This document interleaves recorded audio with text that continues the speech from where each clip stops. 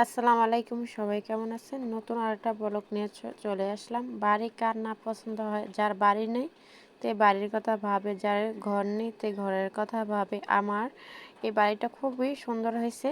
তো যেই কারণে আমি যে আসমানটা আসমানটা অনেক অন্ধকার হয়েছে, মানে বৃষ্টি আসবে। তো শর্টকাট আমি কথা বলি, যারা যাদের বাড়ি নাই, যারা বাড়ি করবেন, ঘর করবেন, তাদের উদ্দেশ্য করে আমার একটাই কথা, আপনারা জেনে বুঝে জায়গা কিনবেন। তো দেখেন সামনে কি বস্তি, ময়লা ফালিয়ে জায়গা ভরতাছে। এরকম জায়গা কিনলে আপনারা বিপদে পড়বেন। বেশিরভাগ এই জায়গা কিনবে কারা? যারা বিদেশি ভাই। আমি যাদের বিদেশে থাকে তাদের উদ্দেশ্য করে একটি কথা বলি, ভাইয়ারা আপনারা যেখানেই থাকেন জায়গা ভালো মতো করে চাইয়া পরীক্ষা করে তারপর কিনবেন। দেখেন ময়লা ফালাইয়ে জায়গা ভরতাছে, তারপর এটার উপরে বালু ফেলে দিবে। কিন্তু এটার উপরে বাড়ি করা যাবে? এমন একটা বিল্ডিং করতে পারবেন, সারা জীবনের স্বপ্ন 2 মিনিটে ধ্বংস হয়ে যাবে।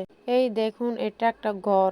এই ময়লা এই ফুরারাত ফালাইবে, তারপর এটার উপরে বালু ফালাবে, কিন্তু বোঝার ক্ষমতা নাই নিচে দিয়ে এত এত ময়লা। আপনারা যদি বিল্ডিং করতে চানও, কখনো এই জায়গার ভিতরে বিল্ডিং করা যাবে না। দেখেন কত ময়লা। এটা মেন রুটের লগে, এটা যে ময়লা দিয়ে ভরতাছে এটা দেখার কোনো কোনো প্রমাণ নাই, কেননা উপরে বালু ফেলাই দিবে। তার জন্যই বলতেছে আপনারা বাড়ি করবেন জেনে বুঝে ভেবে চিন্তা করে কিনবেন। খালি রাস্তার লগে যে বাড়ি কিনবেন, বা রাস্তার সাথে যে বাড়ি কিনবেন, এই দেখুন রাস্তার সাথে কি কি ময়লা ফালিয়ে জায়গা ভরতাছে। একটু ভেবে চিন্তা করে জায়গা কিনবেন, কেননা কোটি কোটি টাকা দিয়ে রাস্তার সাথে বাড়ি কিনবেন, যদি সেখানে আপনি শখের বাড়িটিই করতে না পারেন। তো সে যারা মধ্য পরিবারে আছেন, যারা আমাদের বাংলাদেশে কাজ করে খান, তাদের উদ্দেশ্য করে কথা না, কিন্তু এটা সবার উদ্দেশ্য। জানি না এই জায়গাটা কার ভাগ্য আছে কিনার।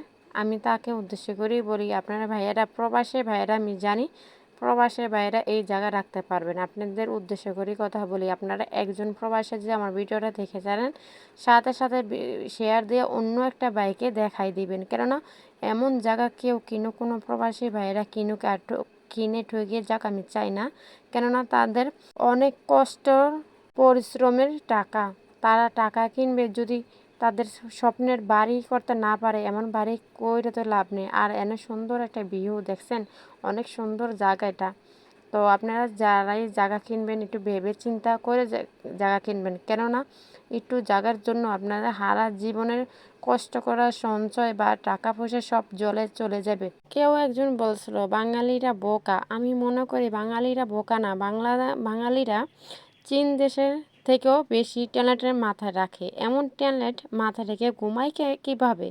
তারা কিভাবে ঘুমায়? আমরা বাঙালিরা কিছু পারি বা না পারি, কিন্তু মানুষ ঠকানো বেশি পারি। তো ভিডিওটা করতে করতে আমার এখানে বৃষ্টিও চলে আসছে, তো আমি বাড়ি চলে আসছি। তো দেখেন আমি বাড়ি আসার পর আরও বেশি জোরে বৃষ্টি নামছে, তো ভালোই হয়েছে আমি বাসায় চলে আসছি, বেশি ভিডিও করতে পারিনি।